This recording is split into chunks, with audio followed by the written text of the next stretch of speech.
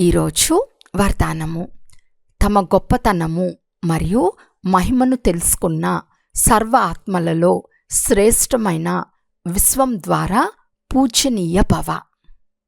వర్తమాన సమయంలో ప్రతి బ్రాహ్మణ పుత్రుడు విశ్వం యొక్క సర్వ ఆత్మలలో శ్రేష్టమైన వారు మరియు భవిష్యత్తులో విశ్వం ద్వారా పూజనీయులు.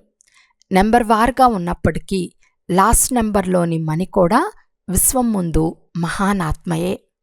ఈరోజు వరకు భక్తాత్మలు లాస్ట్ నెంబర్ మణిని కూడా కనులకు అద్దుకుంటారు. ఎందుకంటే పిల్లలందరూ బాప్దాద యొక్క కంటి నక్షత్రాలు, కంటి పాపలు.